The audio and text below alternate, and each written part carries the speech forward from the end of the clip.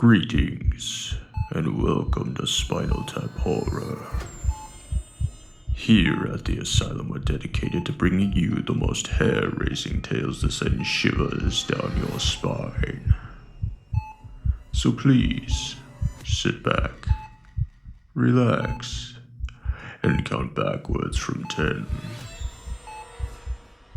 The operation is about to begin.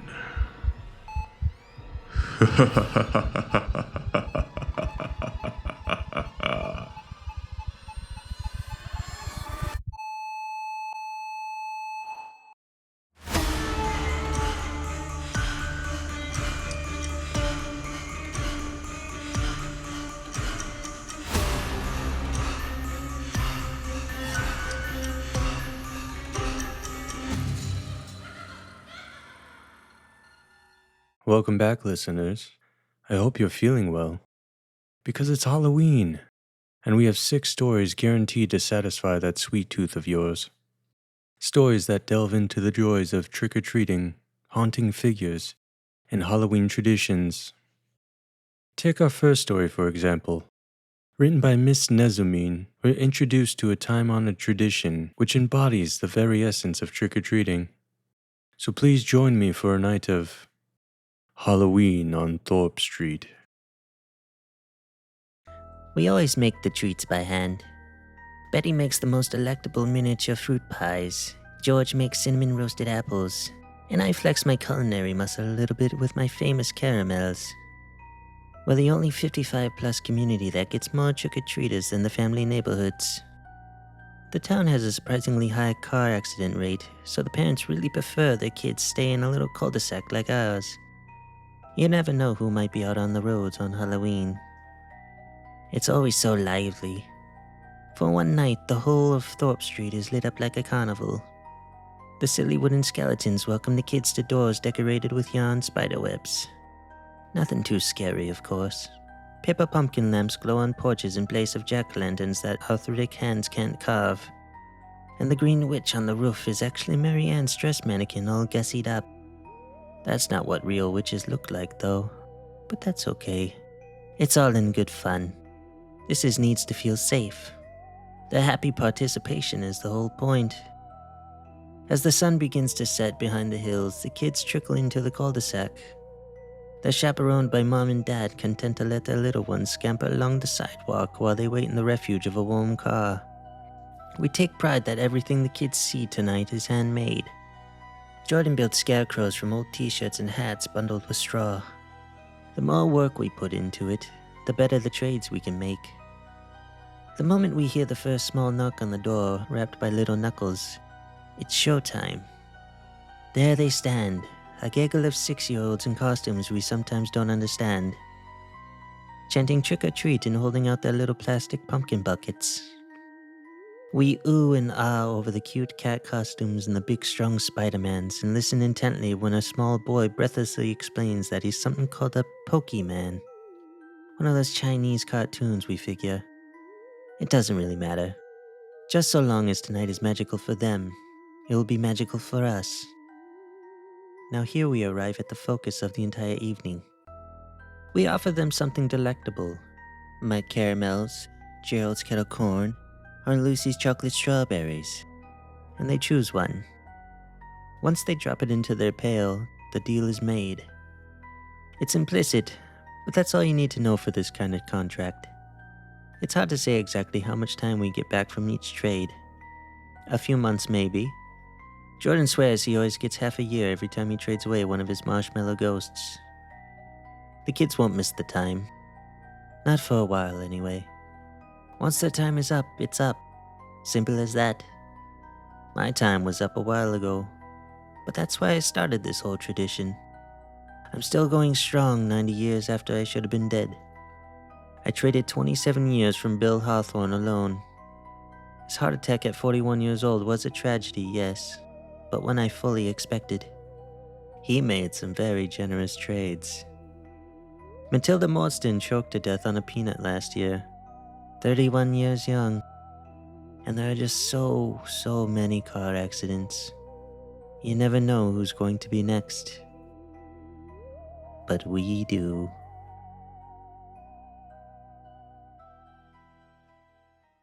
Well, I think that was a fantastic start to our night of Halloween, wouldn't you agree?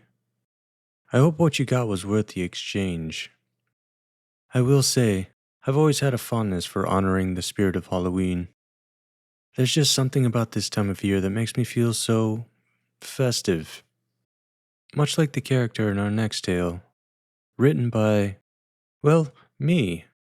We join a man who grew up loving Halloween and all the things that came with it, reminiscing of the years gone by and honoring his grandfather's tradition.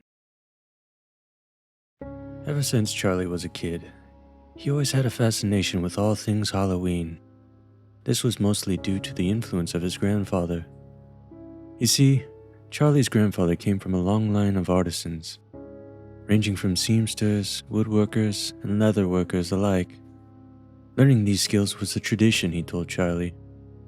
Well, these skills helped Charlie's grandfather gain a little bit of notoriety around the town during Halloween. He always had the best decorated house in the whole county. It even won him a few awards during the town festival. The house, as you can imagine, was a spectacle to see. From the severed hands gripping the mailbox, all the way to the witch perched on the roof. Ghosts would hang from trees, even skeletons propped up as if they were dancing. Freshly unearthed graves laid in the front lawn. To add a little terror, he had tombstones with the names of townfolk etched into them. A little morbid, yes, but all in good fun. When it came time for trick-or-treating, you'd always be greeted by a slumped-over corpse in a rocking chair holding a candy bowl at the front door. Most years, it was Charlie's grandfather all dressed up, ready to scare whoever reached into the bowl. Other years, it was lifeless, heavy, and unmoving. It wasn't just the house that drew people's attention to Charlie's grandfather. Every year, he would also make Charlie a Halloween mask, always of the best material, so perfectly form-fitting and terrifying. Charlie loved scaring all the other children with his masks. Even adults felt uneasy by how real they looked. Over the years, the Halloween festivities tapered off, though, mainly due to the disappearances in the town. In the early months of fall leading up to October, people would go missing. Men, women, children. Sometimes whole families would simply up and vanish without a trace. People in the town grew paranoid. Trick-or-treating dropped to an all-time low. Just a handful of kids and teenagers going door to door with their parents clinging to their heels. Festivals gradually closed down. The spirit of Halloween died, but not for Charlie and his grandfather. Every year, new decorations were put on display. It was tradition to them. When Charlie's grandfather passed away, he inherited the house that he loved so much as a child. All the wonderful memories of Halloween came rushing back to Charlie, helping his grandfather set up decorations every year, dressing up in the handmade masks, scaring all the neighborhood children. Slowly but surely, the spirit of Halloween came back to that little town. Festivals were in full swing. The streets roared with laughter and echoes of children chanting "Trick or Treat." Charlie wanted to honor his grandfather and dress the house up with all the old decorations, keep his spirit alive. Down in the cellar, Charlie found all the old boxes and storage chests, layered in dust from the forgotten years. Charlie was so happy seeing all the beloved handmade decorations his grandfather crafted. But Charlie's joy was quickly turned to shock when he noticed the newspaper articles. Photos of all the missing town folks attached to each item. Then it hit him. There was a reason the masks Charlie wore each year looked so real, stretched like human skin, fitting so perfectly over Charlie's face, while the tombstones had the names of townfolk etched on them, the corpses holding the candy bowls for trick-or-treaters. These weren't decorations. No. It was his grandfather's love of Halloween on full display for the whole town to see. Charlie, with trembling hands, picked up one of his old masks, the dried leather cracking and frayed. He looked deep into the hollowed-out eyes and grinned. Best keep the tradition alive.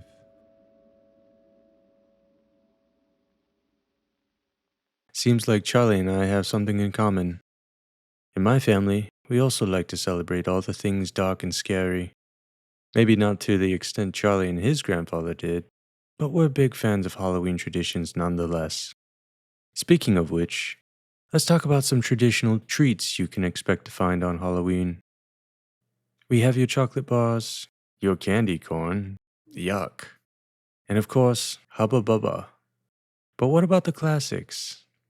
Well, luckily our next author, Elizabeth Zooks, reminds us of one of the best treats you can get this Halloween season. I'm talking, of course, about candy apples. The dark liquid bubbled thick and gooey in Carl's copper pot. The steam filled his basement with the aroma of caramelized sugar. He dipped each apple into the sugary syrup, rolling the glossy coating over the fruit until it shined a deep red. It reminded him of fresh blood. Rotten teeth from his smile reflected in the mirror-like finish. Perfection. This was the year he was going to win the Halloween candy contest.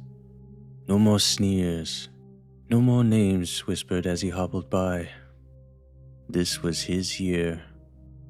He had put his blood, sweat, and tears into the recipe. He had sacrificed his time, his health, even a little bit of his soul for the perfect ingredients. His clothes hung a little looser these days. The apples had been expensive, bought and hidden in his basement so nobody could steal his secret. Carl plunged the stick into each apple, not noticing the slight softness of the flesh with each stab. He inhaled the earthly sweetness from each morsel as he worked. Perfection. He watched the candy coating harden to the perfect crack, completely encasing the prize inside. Perfection. Carl walked into the festival as people watched him, but this time with awe and amazement at what he carried in. The apples reflecting the orange glow from the jack-o'-lanterns, giving them the same carved faces. Children began pulling at the parents' sleeves begging for the treats he placed on the table. As the judges exchanged impressed looks, Carl folded his arms, already tasting victory. "Impressive," said one judge to the other as they examined the mirror-like sheen. "May we?" said another as they motioned to the crowd. Everyone was dying for a taste. Carl just smiled and gave them a nod. "Perfect," the judges said to one another. The first crunch echoed across the room, followed by another, and then another. The crowd began to shriek. Worms writhed from the split skin of the rotten apples. They spilled from the open mouths of people retching. Beetles crunched between teeth, and a little girl spat out a centipede trying to crawl down her throat. Carl watched as the crowd fled in terror from his candy. He picked up a candy apple from the table, pressing his teeth into the crunchy exterior and into the spongy putrid fruit. He chewed, tasting a sweetness only he could taste. Insects crawled down his chin and across his cheeks as his lips stretched into a wide grin. Rotten to perfection.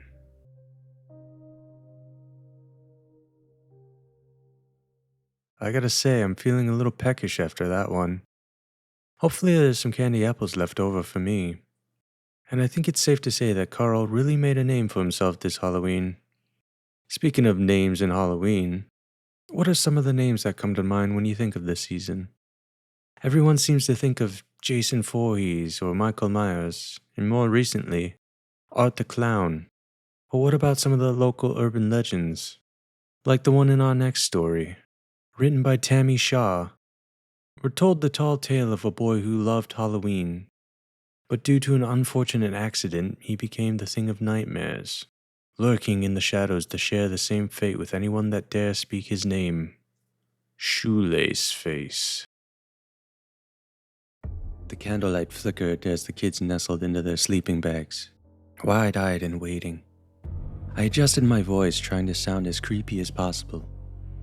Have you kids ever heard of Shoelace Face? I asked, letting the name hang in the air like an omen. He was once just a boy, but life has a way of twisting even the sweetest faces. His name was Noah, a bright boy loved by his mother. But his father, well, he had a thirst for darkness. They lived in a rundown house on the edge of town.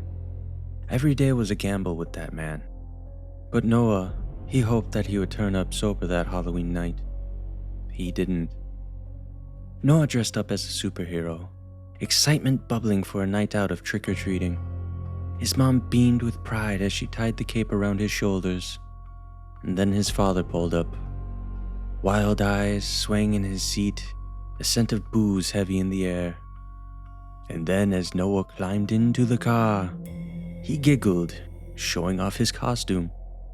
But as they sped down the dark road, his father lost control. The car veered violently and Noah's laughter turned into startled gasps as the world outside became a blur. Suddenly, the sickening crunch of the metal shattered the night. When they pulled Noah from the wreckage, his face had become crushed against his own twisted feet, a haunting image forever etched in the minds of those who witnessed it. Even the paramedics could hardly look at him. The hard impact left terrible marks. His face, once bright and full of life, was now a grotesque reflection of his former self, bearing scars that seemed to whisper at his father's darkness. Noah didn't stay a boy forever, but the trauma had warped him into something unrecognizable. When he was finally released, they had to change his name. No one called him Noah anymore, but no one called him by his new name either. They would only ever whisper the name they'd given him, Shoelace Face. He became something worse after years of more abuse, this time from strangers.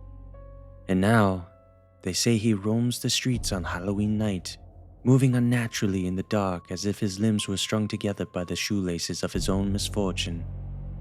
He searches for children who dare laugh, who dare stare, and when he finds them, he takes them and leaves behind a twisted reminder of his own legacy. Their giggles turn to uneasy whispers after this one. And if you look closely in any car mirror, sometimes you can see his mangled face sitting right behind you. During the story, suddenly my phone buzzed, shattering the tension. An unknown number. I opened the message. A picture of a child in a superhero cape, blood on his face dripping to his shoes. I froze. Then, all at once, the candles died out, plunging us into a darkness, and all I could hear was the soft sound of shoelaces dragging across the hallway floor.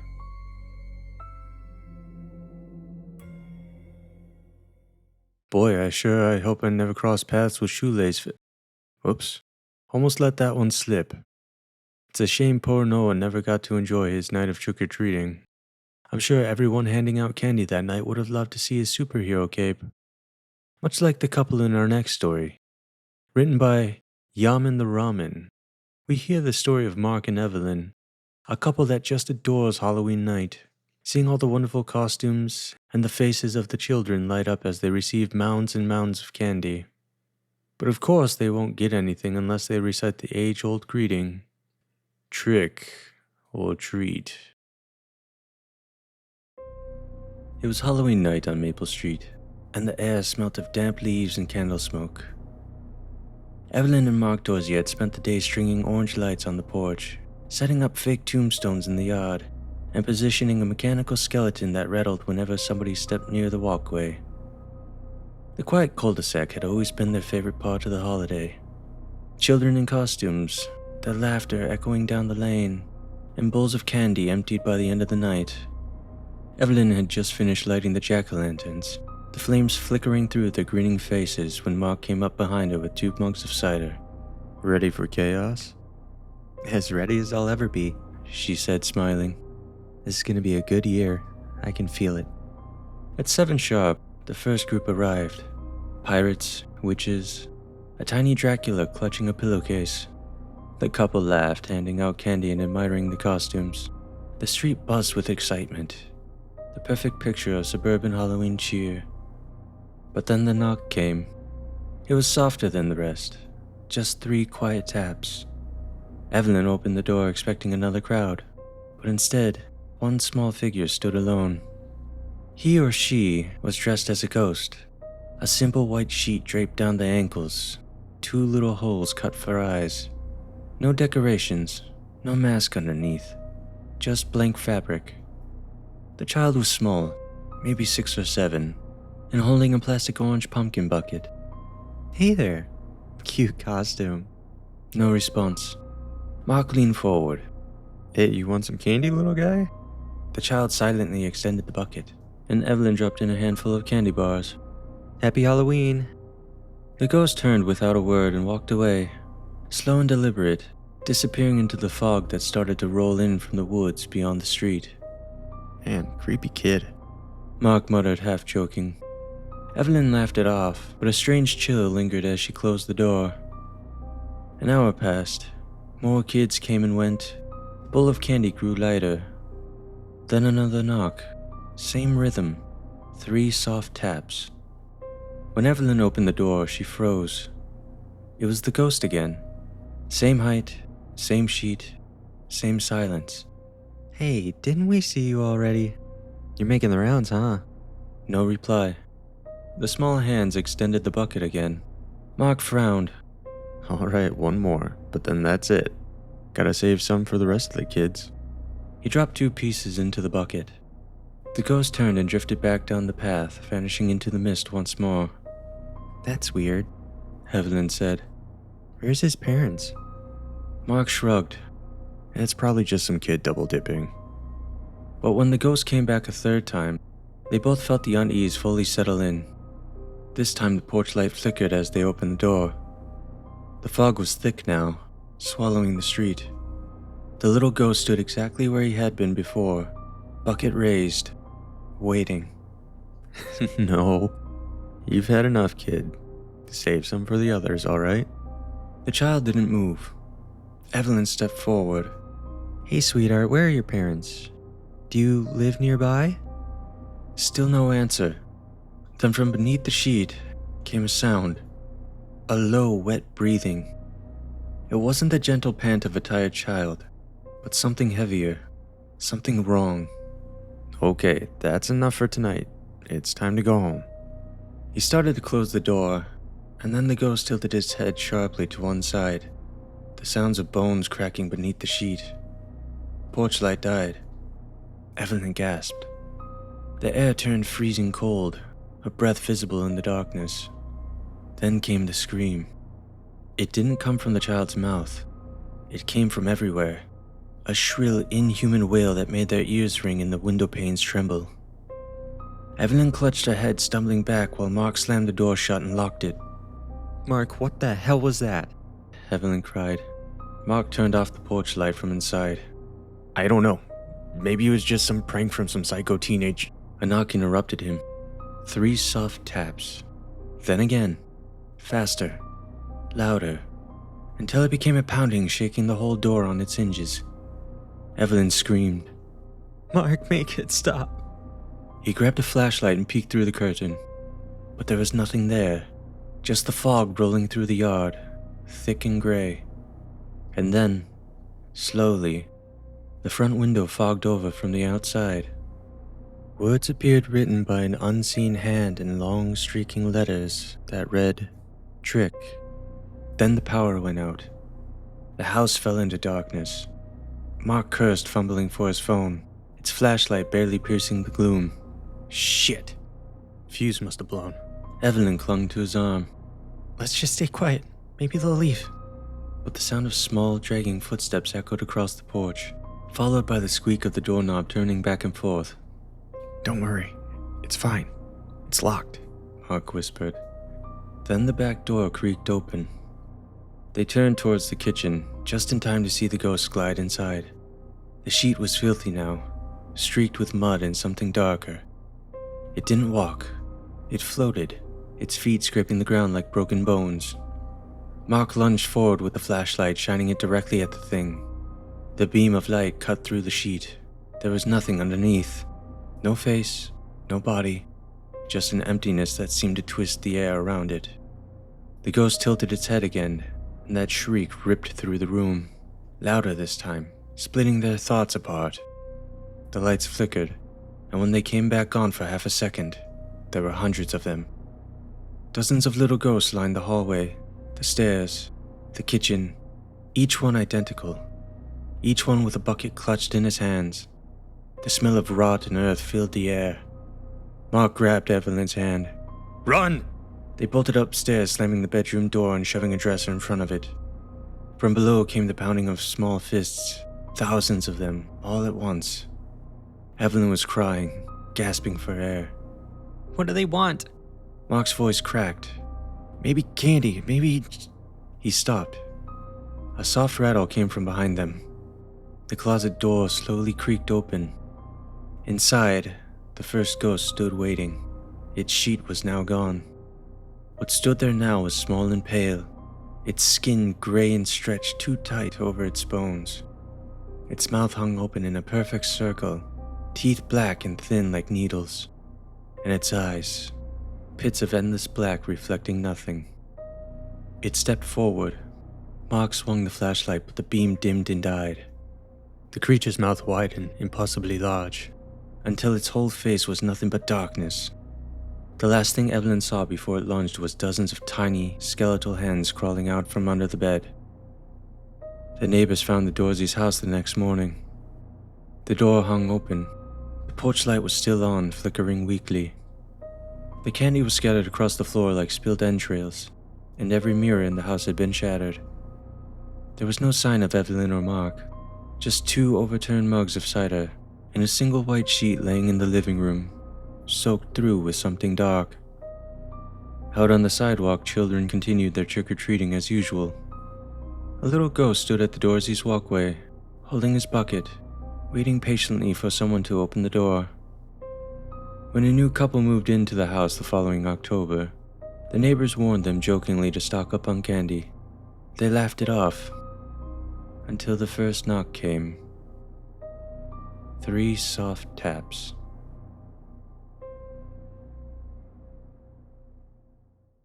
Oof. It seems like Mark and Evelyn got the short end of that trick. I wonder what would have happened if they were given the opposition. Well, in our final story of the evening, we're given that very answer. Written by Brian Martinez, we follow Richard, a man that absolutely loathes Halloween and everything that comes with it. Pretty much the Scrooge of Samhain, but he's going to learn very quickly what happens to people on Halloween when they don't stock up on treats. The annual office party was in full effect. The large open office space was plastered wall to wall with paper bats and plastic pumpkins, and every surface covered in enough candy bowls to give a football team diabetes. Dressed in their vampire capes and witches' hats, the workers and managers laughed and flirted with chocolate-covered fingers and icing-stained teeth. In other words, this was Richard's hell. He could barely stand his co-workers on a normal day, but when he was forced to stay after hours and pretend to have fun with them, he felt downright murderous. He couldn't even tell himself he was getting paid to deal with these idiots. Social gatherings were unpaid. Christy from accounting dressed as a sexy, yet work-appropriate cat. She sauntered over to Richard. She must have seen the look on his face, the one he'd been trying so carefully to hide all night. She flashed him a friendly smile that made her whiskers perk up. What's the matter, Rich? You couldn't find a costume in time? Eyeing him up and down while taking a sip of her suspiciously watered-down Coke. Rich scoffed at the notion. Imagine him, a fully grown man rushing around to stores to pick out some overpriced outfit that smelled like carcinogens and open flames. I don't wear masks, he replied succinctly, even though he'd spent his entire day masking. Her painted cat nose wrinkled up at him. What, you don't like Halloween? He considered keeping up the lie, pretending as if he was having the time of his life, but he couldn't maintain appearances any longer. What's there to like? Cheap costumes, bad makeup, teenagers prowling the streets to do property damage. Not to mention the kids knocking on my door asking for free stuff. Damn, Rich, Christy said, slapping him on his arm. I didn't realize you were such a curmudgeon. I'm fine. It's everyone else who's being childish. Anyway, the whole thing was invented by candy companies to sell more chocolate. Christy giggled. Isn't Halloween like 1,000 years old? It was called Samhain or something. Okay, so they didn't invent it. They just ruined it. Now I'm supposed to spend my hard-earned money on crap just because everyone says to? Christy took a glance around the room. Look, there's so much candy here, you could just take some home to put out. Nobody would notice. He shook his head. That's not the point. And what is the point exactly? Before he could answer, something from across the office caught his eye. Jeff from receiving was ducking out early, probably due to the fact his wife had just given birth a few weeks earlier and now has a newborn at home. Richard didn't have a new kid to use as an excuse, but that didn't mean he planned to stick around and waste his entire night at work just because he was smart enough to be single. And now that he could no longer be criticized for being the first person to leave, it was time for him to make his escape. Hey, Rich, I might need a ride home, Christy said. Either to him or to herself, he wasn't sure. Either way, he ignored it, seeing as it was just another waste of time. Like he needed Christy, of all people, hitting on him and then filing harassment charges when he turned her down. Well, I'm heading out, he told her as he was already walking away. You be careful out there.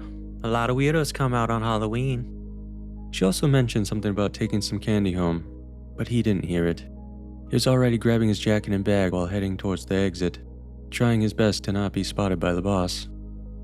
With the long days of summer in the past, the sun had already gone down. The parking lot was dark, dimly lit every 20 feet by evenly spaced streetlights that threw pools of yellow onto the blacktop. Richard held his coat closed against the wind as he sped walked to his car, feeling the chill of the damp autumn air in his bones.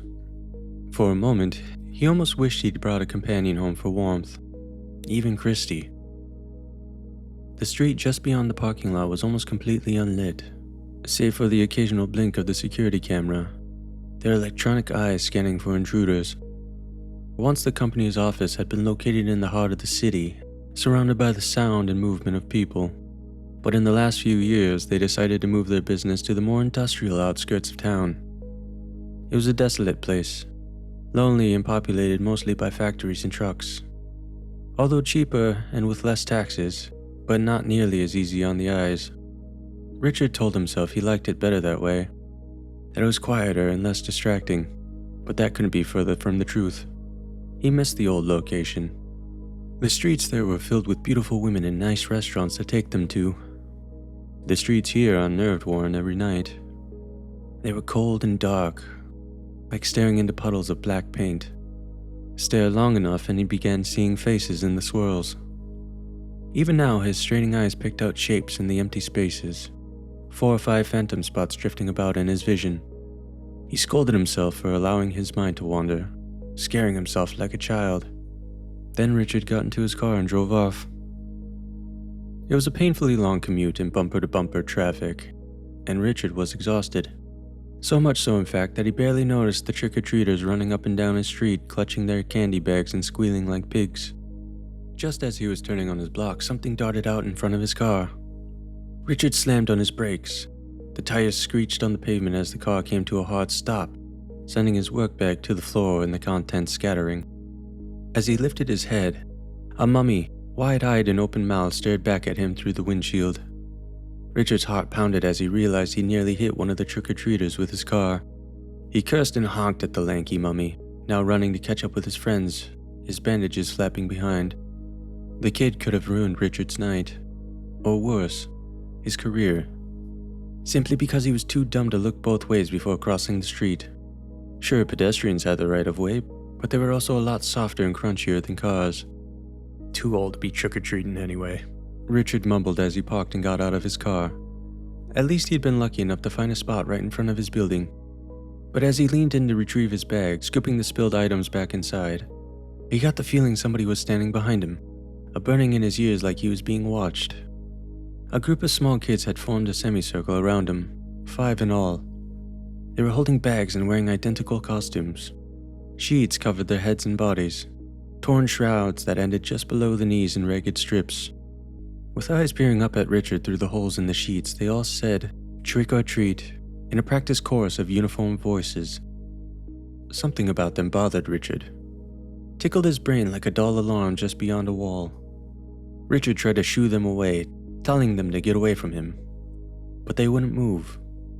They simply said again in unison, "Trick or treat," while holding out their bags. Listen, I don't have anything, he said, as if he needed to explain himself. Still, they didn't leave. They just stared back at him until he walked off, not even moving so much as an inch as he made his way up the stairs and inside his apartment, shutting the door and making sure to lock it behind him. He then glanced back to see if they were still there, watching him from beside his car. But they were gone. Not a single trace of them. Brats. He whispered under his breath, fixing the bag on his shoulder as he headed up the stairs that always smelled like damp carpet.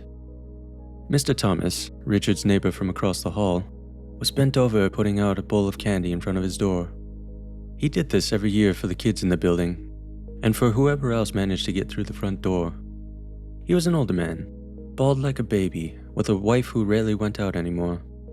Mr. Thomas spotted Richard coming down the hall and gave him a friendly nod. Hey, neighbor. Don't forget, He said, gesturing to the bowl. I don't participate. Richard replied succinctly. Mr. Thomas's white eyebrows shot up on his face like two surprised caterpillars. But you're not worried about upsetting the kids? Richard scoffed. Why, so they can egg my door? I'm not getting the shakedown tonight. They can go to the store like the rest of us. Richard said, fishing his keys out and unlocking his door. It's all in good fun, Mr. Thomas said with a shrug. Not for me, Richard replied, slipping inside his apartment and ending the conversation. Richard's apartment was empty and quiet, just the way he liked it. As he stood there, under the single light of a small foyer, Richard considered Mr. Thomas's words. He had to admit the man had a point. If kids come knocking for candy and found he didn't have any, that could set them up for disappointment. Richard pictured their sad faces looking up at him. While it would probably make for a funny image, it would also grow stale very quickly, especially the 5th or 6th, and even 7th time it interrupted his night. He was forced to consider his options. In the end, he grabbed a few things from the kitchen and headed back out into the hallway to do some quick work. With hands on his hips, he admired his handiwork. A single sign that read, "No candy," taped to his door. All in good fun. He snorted and went back inside. Later, after Richard had changed from his work clothes and into his usual t-shirt and sweatpants, he was finally settling into his favorite chair with a drink in hand, when there was a quick knock at his door. Apparently the sign hadn't worked as well as he hoped it would. Probably because some kids were just too dumb to know how to read, he realized. Richard set his drink down and stomped to the door, ready to give whoever it was a piece of his mind. When he opened the door, he was even more annoyed to discover that it was the same 5 kids from earlier standing on his doorstep, still covered in their sheets, holding their bags out like beggars. Again, in unison, they said, "Trick or treat," in a way that grated on Richard's last nerve. It was almost like they were taunting him rather than making a request. I told you I don't have anything, he said through gritted teeth. They looked up at him through their eye slits, and as if he just hadn't said anything, they once again said in harmony, "Trick or treat." Under the harsh cast of the hallway light, Richard noticed how dirty their costumes were. The sheets they wore were downright filthy. If their mothers had ever washed them, it must have been before the kids rolled around on the ground, and possibly even jumped into a dumpster for good measure. I don't think you heard me the first time. I don't have any candy. Now get out of here before I kick you out. "Trick or treat," the kids repeated. No louder, no quieter than before. And yet he sensed a rising urgency in their tone. He stepped out into the hallway to grab one of them by their dirty sheets and shake some fear into them. But he stopped himself. You had to be careful with behavior like that these days. One shaky cell phone video was all it took to take a guy like him down. Not like when he was younger and kids could actually be punished the way they deserved. He wouldn't give anyone the satisfaction of his undoing, especially not for something as pointless as Halloween. Instead, he stepped back inside and slammed the door into their sheet-covered faces. Returning to his drink, he mumbled into his glass about how kids lack respect, that no one reads signs anymore. Then he turned the TV on and located the news. 40 minutes. That's how long he got to watch TV before he was interrupted again. Not even an hour of well-earned peace. He had only gotten halfway through sports and a third of the way through his drink when he found his attention drifting away from the screen. It was the sound that did it, like someone tapping on his window. But considering he lived on the 3rd floor, it seemed unlikely that the tapping was the cause of the sound, especially since it wasn't coming from the fire escape window. He tried to ignore the noise and focus on the football highlights, but again he heard it, and then again. After the 3rd time, he began to realize what he was hearing. Tiny rocks hitting glass. A fire lit in his blood. Richard jumped up from his seat and ran to the window to catch them in the act. And sure enough, down on the street, he caught a glimpse of a tiny white sheet wisping away and out of sight. Those little bastards. He said, fumbling to put on his shoes. He took the musty stairs down 2, even 3 at a time, bursting out of the front door of the building in hopes to catch one of those costume kids before they got away. There were other kids out tonight, as well as their parents, but he couldn't spot any dirty sheets among them. They were gone. If I see you again, I'm calling the cops. A few of the parents gave him odd looks, but otherwise his comment went unanswered. It was getting colder, and Richard forgot his coat. He then retreated back inside, looking left and right all the way. Back in his apartment, something didn't feel right.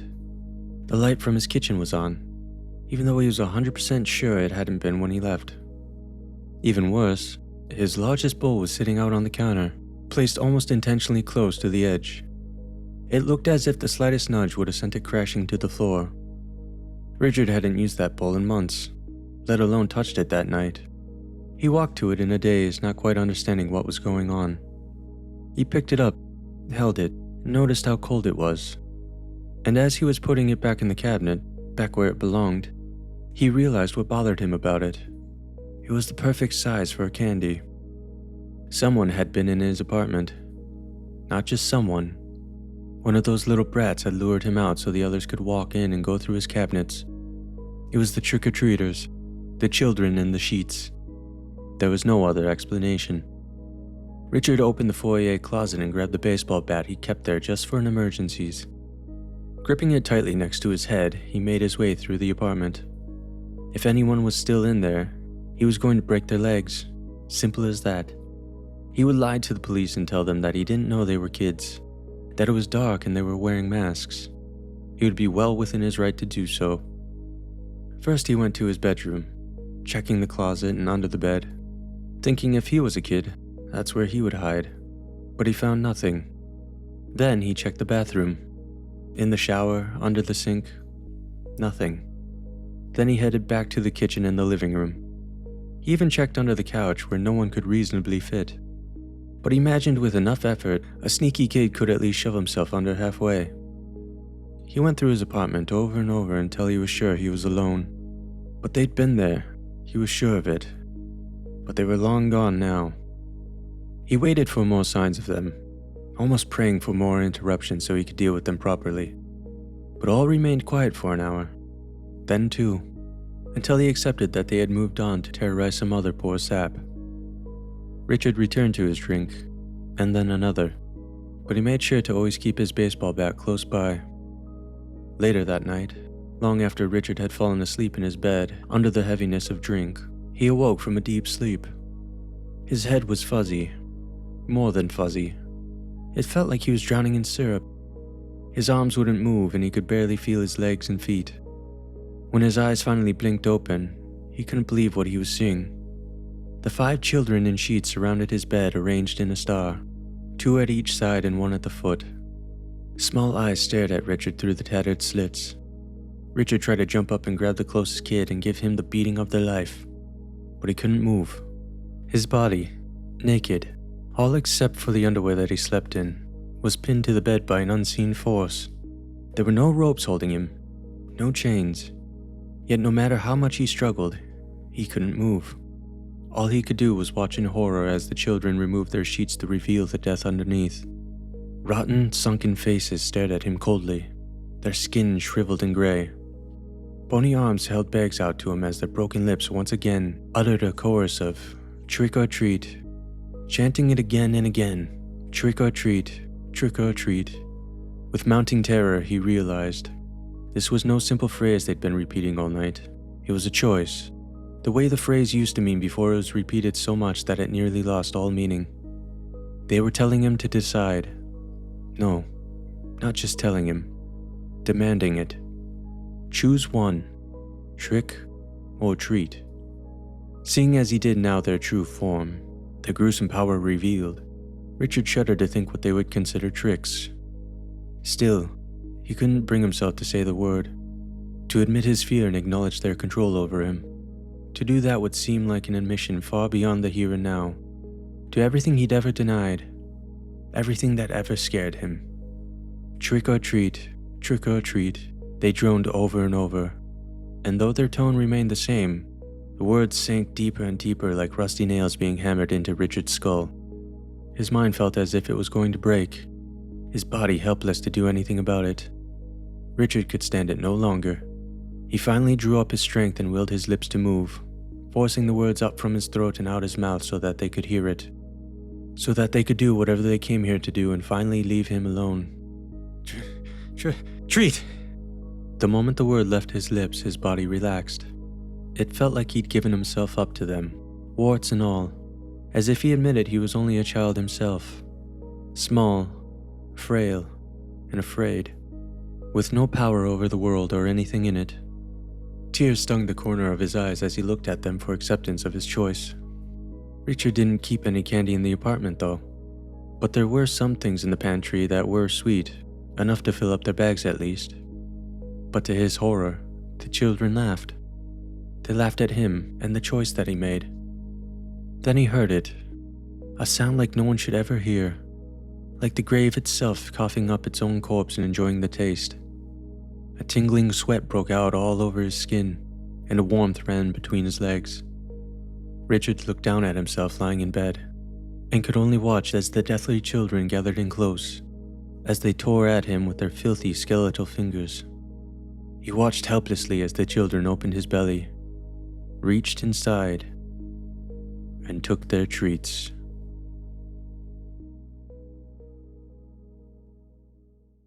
Oh, would you look at that?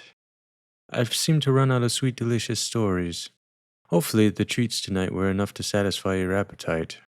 I wouldn't want to suffer the same fate as Richard did. I've grown quite fond of my entrails.